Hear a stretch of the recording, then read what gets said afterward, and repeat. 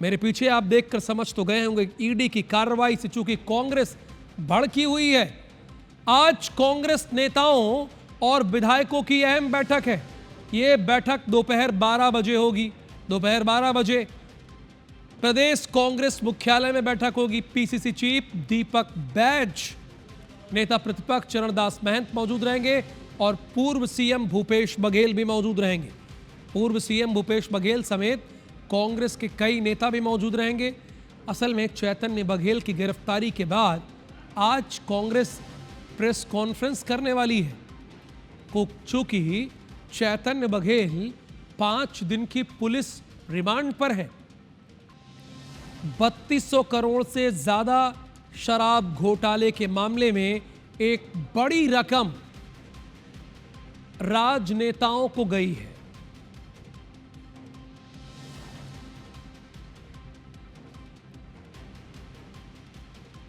चैतन्य की गिरफ्तारी के बाद आज कांग्रेस प्रेस कॉन्फ्रेंस करेगी।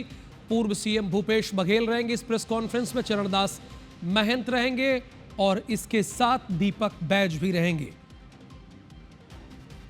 सूत्रों के हवाले से जानकारी ये मिली है कि बिलासपुर के बिट्ठल ग्रीन्स भी जांच के दायरे में है। 1000 करोड़ रुपए लगाकर पैसे सफेद करने की कोशिश की है इन्होंने। नवर डेबर के दीपेंद्र को दिए शराब स्कैम के पैसे भी शामिल हैं। सहेली ज्वेलर्स और पवन बंसल को बड़ा लोन दिया गया है। लोन से बघेल बिलकॉन के लिए 6 बड़े प्लॉट खरीदे। सहेली ज्वेलर्स पप्पू बंसल से चैतन्य का कनेक्शन है। त्रिलोक ढिल्लन और दीपेंद्र चावड़ा से चैतन्य का कनेक्शन है। और राजेश राज इस वक्त हमारे साथ लाइव जुड़े हुए हैं। राजेश, आज प्रेस कॉन्फ्रेंस भले ही कांग्रेस करने जा रही हो, लेकिन तमाम सबूत हैं चैतन्य बघेल के कि कैसे काले को सफ़ेद किया गया है और शराब घोटाले में उनकी भूमिका भी दिख रही है।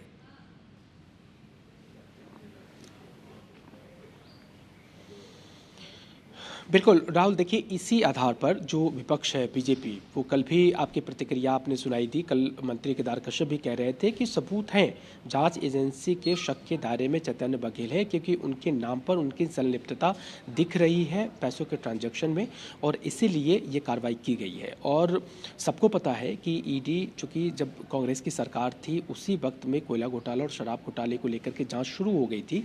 सरकार बदली है, उसके बाद ये कार्रवाई शुरू हुई है, तो कांग्रेस कह सकती है कि सत्ता बदलने के बाद ये प्रतिशोध की कार्रवाई है। लेकिन बीजेपी के नेताओं और मंत्री हमेशा इस बात को कहते हैं कि जो ईडी एजेंसी है या सीबीआई है वो राज्य सरकार के कहने पे कोई काम नहीं करती है। सबूत अगर मिलेगा, एजेंसी को साबित करना पड़ेगा कि जिस पे वो कार्रवाई कर रही है उसे कोर्ट में साबित करने के लिए सबूत दोषी साबित करने के लिए उसको सबूत भी दिखाने होंगे। तो जो सबूत मिलता है तभी ये कार्रवाई की जाती है, ये एक फैक्ट है। और फैक्ट ये भी है कि चूंकि बड़े पैमाने पर करप्शन की बात हो रही थी, जाँच एजेंसी अभी तक जितनी जाँच लेकर के सामने आई है, कोयला घोटाला और शराब घोटाला में बड़े पैमाने पर भ्रष्टाचार की पुष्टि हुई है।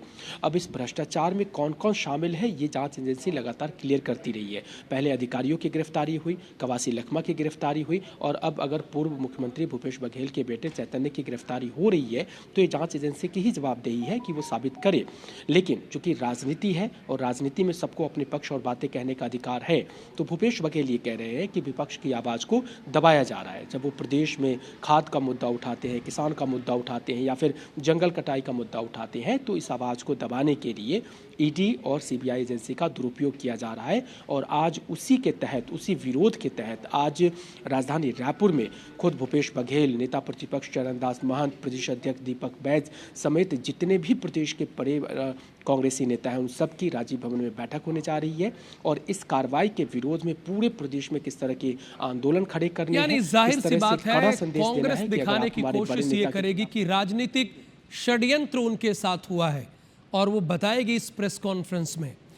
धन्यवाद आपका राजेश राज इस पूरी इंफॉर्मेशन के लिए।